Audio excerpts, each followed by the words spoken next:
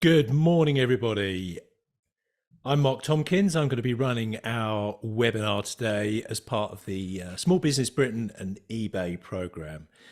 Today's session is SEO, basics for small businesses. I have been working in the internet for 30 years. It's important, I think, to stress at the beginning of this session that the views that I'm going to impart this morning are of mine and Aubergine's. They are not those of Small Business Britain or of eBay, but they are based on our experience and knowledge that we have accumulated over 30 years of working with small businesses. So come on in. Today's is going to be a super practical session.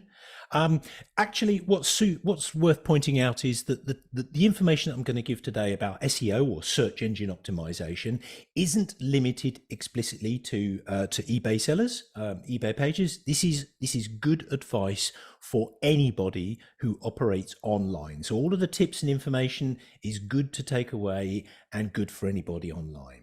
So in the bottom right hand corner of your screen, you'll see a lovely QR code. That's where you can sign up for some future eBay webinars. The session is being recorded, and everybody who's registered for today will get a link on an email in a couple of days from the team at eBay there to be able to download and watch the webinar again. So let's get stuck in, shall we? There's me, Mark Tomkins. I'm the founder of web agency Aubergine. And away we go. So what are we going to cover today? Well, we're going to cover what makes a website good for users. We're going to cover content. Content is still king. We're going to talk about speed because I feel the need for speed. That was a terrible impression, but I'm sure you'll remember where it's from. We are going to talk about the importance of the mobile experience of a website, and also why no barriers. Why would you put any barriers in the way of taking people's money?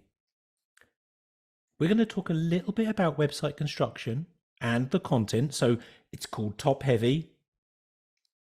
We are going to talk about domain authority, trust. You are going to hear about trust a lot this morning.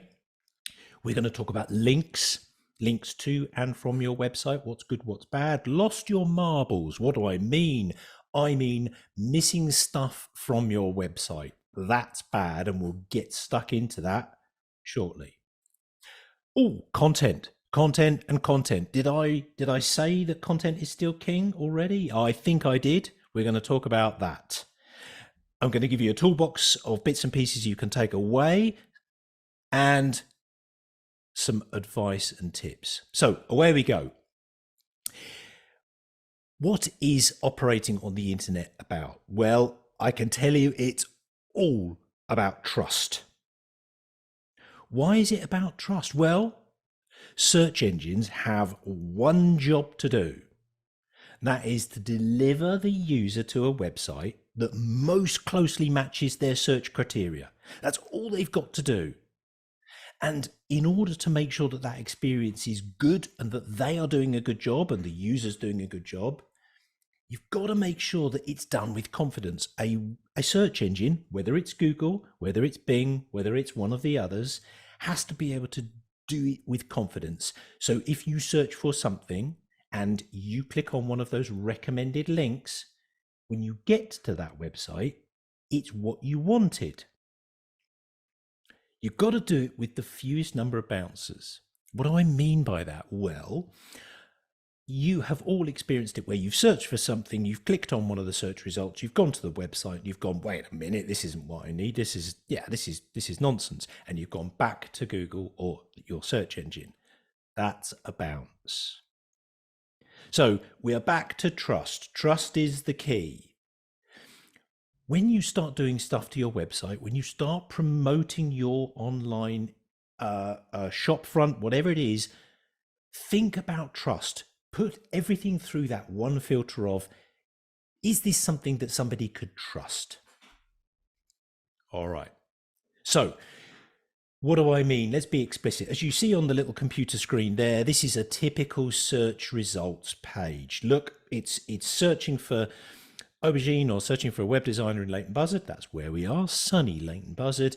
The search results that get delivered there, as you can see, Google trusts it.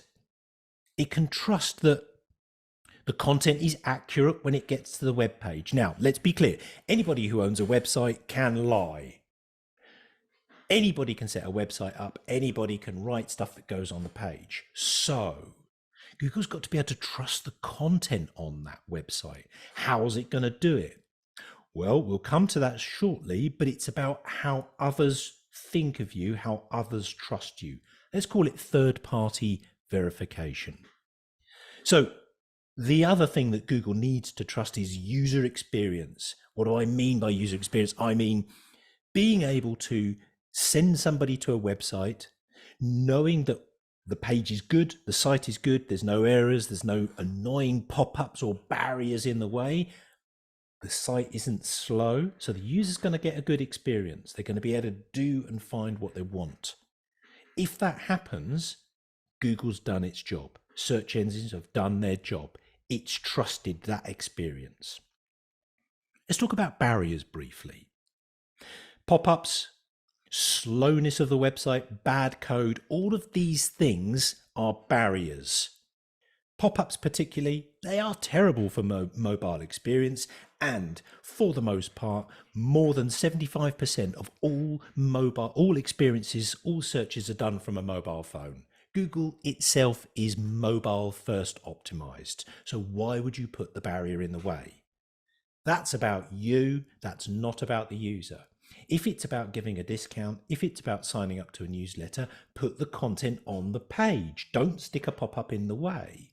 It's a little bit like that shop assistant that tackles you the moment you've walked into the shop front. I don't know what I want, so don't talk to me just yet. Trust is the key, people. So what defines trust? Okay, the content is good. Now, I've already mentioned that people who own websites can lie. So in order to feel trusted, Google wants to look at other people who link to your website. The more people who link to your website and pages within it, the more search engines look at that as a measurement of trust. If all of those people trust this as a place for the content, I'm going to trust it too. So that's called link building and domain authority. We'll tackle that shortly. The pages have good metadata. Okay, what is Mark talking about? Okay, metadata are the short little titles of the page and the descriptions that come up in a search result. When you search on Google, it's the page title and that sentence or two in grey text underneath. That is the page meta title, page meta description. If you have your own website, you have control over those. Otherwise, what will happen is the website will just automatically serve up what you called the page and the first sentence of the text on the page. Now, that might not necessarily be the best way to describe the content of that page, but that's what gets pulled through to Google. So here's a quick tip. We'll cover this also later on. If you have, for example, a WordPress site or a Shopify site, something like that, you can control the page meta title, so the title of the page, and the short description. For example, if you've got a WordPress site, you can install a fantastic free plugin called Yoast SEO, that's Yoast, and it will allow you on a per page basis to write the title, how you want it to appear, and write the short description. What else have we got? Okay, the website needs to be fast, fast, fast, fast. It's all about speed. If you're using your phone, you might be on a iffy 4G internet connection, something like that. It's got to be about speed. So no big content, no huge images, no mega slow loading videos, and also no code errors. So it's all about speed. Now, luckily, those lovely people over at Google have given us a brilliant tool to be able to measure speed of a website. We'll get to that in a minute. Mobile experience is good. I've said that. I will say that always. Whilst people have phones in their hand and walking around the street, you can see that pretty much always everybody's got a phone in their hand while they're walking, make sure the mobile experience is good. If the experience is good, people trust it. If people trust it and visit it, Google trusts it. I can't say it any plainer than that. No barriers. Said this one before. Get those pop-ups off your site. I know you think they look good. I know you go, hey, but everybody else has got them. Sure, but there are 7 and a bit billion people in the world. There are lots of people that make mistakes. Barriers stop people converting to sales. A pop-up is a barrier. Put the content like newsletter signups, like discount codes in a contextual location. Put it on the product pages. That's a better place for it. Okay, the domain's authority. Little bit technical, this one. This is a measurement out of 100 how much the internet trusts you. It's run by a service called Moz, M-O-Z, and you can download a brilliant little tool that you can install into your browser. It's called a browser extension, and it's called Mozbar. You can Google it, install it, and what it's going to do is when you go to your website or any other website, it's going to give you a number out of 100. That number is essentially how much trust is accumulated. That number needs to go up. To give you some rough idea, Facebook has got a domain authority of something like 95 to 98. Google's own domain authority is about 97. Now, obviously, they are huge sites with a great amount of trust. I'll be absolutely honest, aubergine262.com has a domain authority of about 36. And the reason for that is we're a small business like you. We only have a limited amount to be able to improve that. But the closer that you can improve to improve that number, raise, get it up, that's more evidence of you being trusted on the internet. So, inbound links and fewest bad links.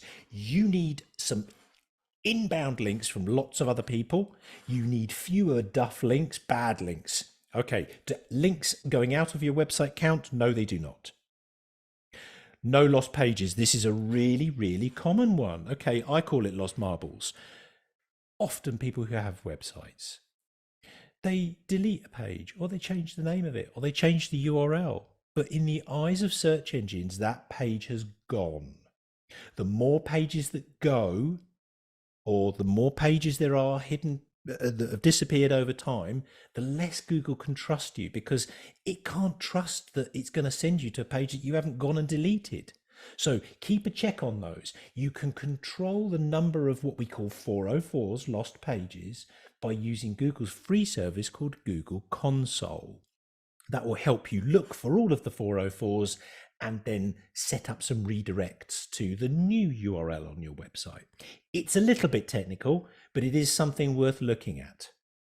Okay, the content is good. This is important. Well-structured content per page. Start, middle, end. When you're creating that web page, think about the page title.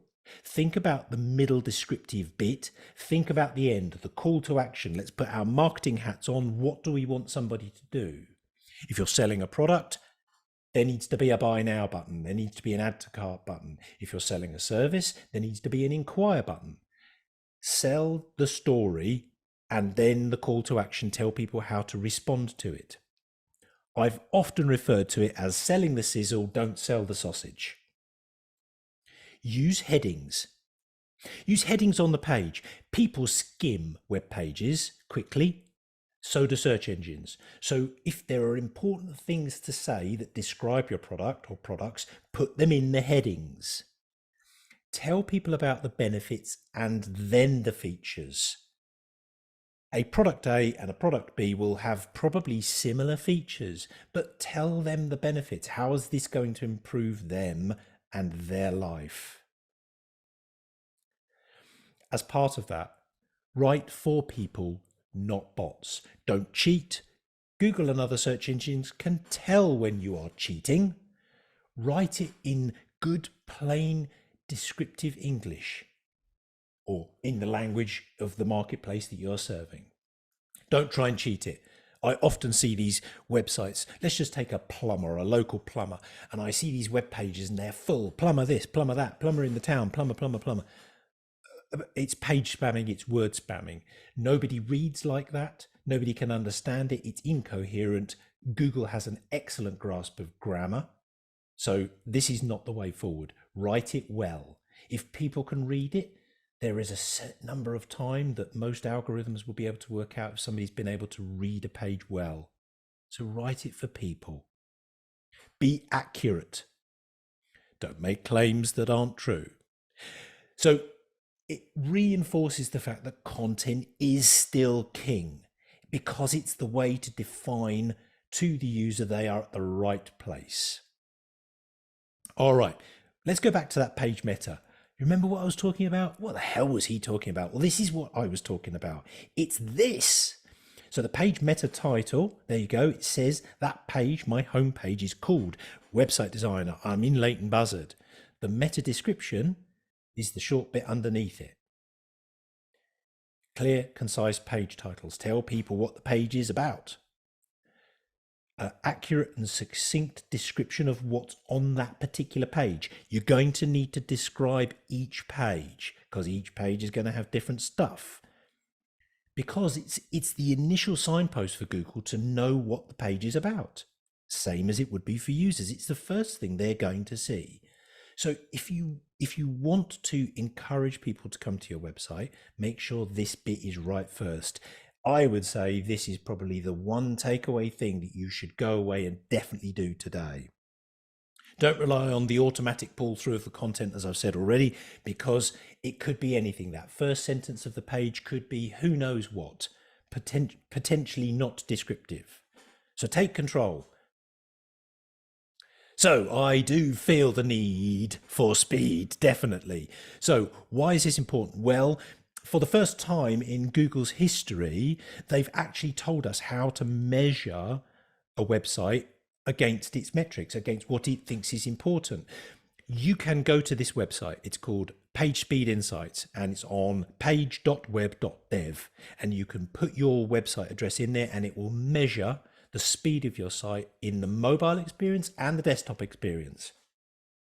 It will tell you in the results where there are barriers, slowness in code, pop-ups, big content, things in the way. Some of the stuff on it, some of the descriptions are a little bit internety descriptive. They can be a bit tricky to understand, but there's a lot of good stuff in there that's going to tell you where your site is slowing down. So it's measured in red, amber, green. Okay, green, obviously good, and downwards from there. You need to try and aim for an amber level score. Okay, if you're in the red, you've got work to do. Test it regularly. It's important also to remember that when you're testing it, it will take your internet speed at home into consideration a little bit, because what it's trying to do is it's trying to get a bit of an average of internet speed across all users. So it will vary according to your own internet speed. But on the whole, if you do it regularly, you'll get a really good picture as to how fast your site is. So speed is everything, because you need to think about mobile. Now, what's bad? What is bad? Code errors. If there's loads of code errors, you're going to need to get some technical help there. But that might be actually what's causing the slowness of your site. It might be causing ultimately how you're not getting users. No big barriers. I've said this before. No big images, no big videos, no pop-ups. Put them elsewhere on the page. The mobile experience is really important. It is all about the speed. Test it regularly. Test your website on your phone regularly. Go to the pages, fill in the form. Crikey, if you've got control of the website, put a product on there that's 10 pence and go and buy it. Experience it how your customers would experience it, end to end, because I bet you there will be things that you will want to improve as a customer. So test it regularly. Mobile first. Think more than 75% of all of your customers will be using a phone, not a desktop. If they've got a bad mobile experience, it's going to be a bad experience. And if it's bad for users, it's bad for Google. It needs to be good for everybody. Serve your users, you will serve Google. You might like to think about different page meta. Remember earlier on I was talking about the page title and the page description? Well, if you use that lovely free plugin called Yoast SEO, you can define the difference of the page title and the meta description differently for mobile than you can desktop, because obviously there's less space. You're going to need to be a bit more succinct. So you might like to think about that. There we go. Yoast. There's the spelling of it. Yoast. If you've got a WordPress site and it's free to install. So good user experience. What is good for Google and other search engines? Well, page headings, I've talked about that. It's a good way to break up the page. It tells the users who skim the pages what the page is about, but also it's useful for search engines because they'll often skim the heading classes to work out what the page is about. It's also very good for web accessibility. Let's just touch on web accessibility. What do I mean by that? Well, I mean those users who have a disability of some kind or another. That makes up probably something close to 1 in 5 of every person in the community. And if your website isn't particularly good and serves the information up badly when it comes to web accessibility, you're excluding those people. The purple pound, which is the value of the amount of money spent by people with disabilities in the UK, is something close to £300 billion a year. I mean, it's a gigantic amount. Wouldn't you like a small share of that? Serving up your web pages that have got good web headings help those users. So 300 to 500 words per page in good plain English tells the user exactly what the page is about, what the product's about. Images. Make sure that the images that you have on your website have also got a textual description, and there are clear calls to action on the page. Buy now, go here, that kind of thing. Buttons are clearly labeled. Links are clearly labeled. This is good for user experience. What's bad for experience is avoid click here's. Be descriptive. Again, I'm going to sound like a stuck record. Pop-ups and overlays, get rid of them. Put the content on the page, not on a pop-up. Don't be top heavy. What do I mean by this? Well, I mean big, massive images and videos at the top of the page. That's about your ego. That's not about the user. By all means, use big images, nice promotional product images, but don't stick them right at the top, because Google's got to get out of the way of that picture or that video to get to the content of the page. If you want your website to be your best salesperson ever, put the content nearer the top, put some pictures further down. It's about your vanity, not the user's experience, and it affects speed.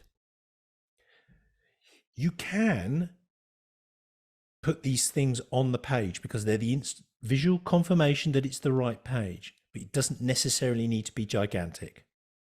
Again, did I say that already? Descriptive headings at the tops of the page describe what the product is about. Every edit that you make to the page and the site, think about the user. Does this help the user?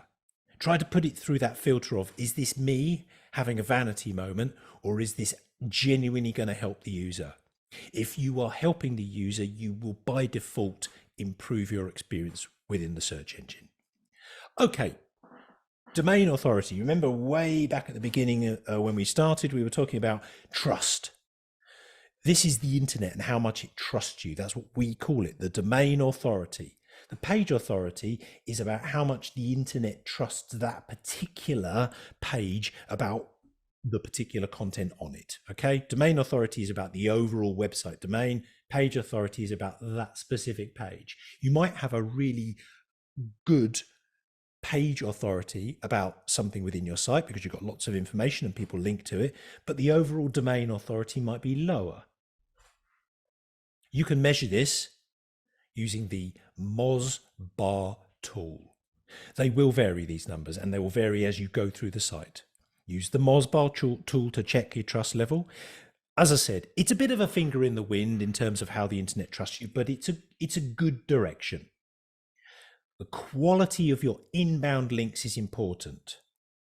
Visitor traffic, good and bad. So you want to obviously try and keep a check on bad visitor traffic. The website being built well, that's important. And also things like making sure that your SSL certificates, so the little padlock things, they are current and working. And as you can also tell from the Mozbar tool, your spam score. Okay, make sure that your website's form has got some form of capture on it and you're not getting battered with spam, because that's overall going to also have a negative effect on your domain's authority. Some of those things you might need a little bit of help from somebody technical like a web developer. So what you're trying to do overall is increase that number of your domain authority, increase the page authority number. Look at that. There we go. We ran the Mozbar tool on ebay.co.uk. Page authority 75 out of 100. Domain authority 91. Spam score 3%. I mean, overall, those numbers are awesome. But I'm not sure that we would expect any different. Okay, good links. Inbound links to your website are good. Go to your customers, go to your suppliers, go to the local newspaper and tell them about something newsworthy. Get links to your website, but don't buy them. Don't buy them from SEO companies. Don't buy them from link building companies. Those are bad. Create good content. Ask if you can do a blog on somebody's site that links to yours. Don't use directories. However, professional association links are okay. As I said, try your local newspaper. We get some great links from our local newspaper, telling them about things that you're up to. Try not to be too salesy. Try and think about it being newsworthy. As I said, professional accreditation sites are good. Whoops. There we go. Okay, again, collaborate with others. Other local businesses, link to each other. It's about trust. Links from social platforms, Facebook, Twitter, whatever, they're only going to go so far because it's only going to show one link, because all of the content is inside their platforms, and most search engines can't see inside the platforms. So it only really counts for one link or so. Outbound links from your website to other websites have no value. So they're the wrong end. You need inbound links. Now, look, they're really hard to get. That's why they're so valuable. So you get rewarded when you get them. Bad links, okay, you can't prevent it. There's lots and lots of bots that go around scraping websites all over the place, and they add them to directories. You've just got to manage them. The tool to use is Google Console. You can disavow them. You can disavow the links. You'll need to set up a free Google account and set up Console, but you will be able to disavow those links. You can use the Mozbar tool to give you a list of all of those inbound links. And as I said, look for Google Console, that's how you spell it, to disavow the bad links. Basically, you're telling Google you're on the case. As I said, don't pay for link building services. So lost your marbles or 404s, basically it's a reflection of trust.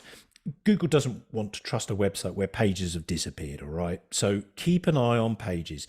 There is a 301 redirection tool that you can add to most websites that says, if this page doesn't exist anymore, what's its new one on the website? So being able to say to Google, it's not here anymore, it's over here. Think of it a little bit like Royal Mail's post redirection. It's just like that.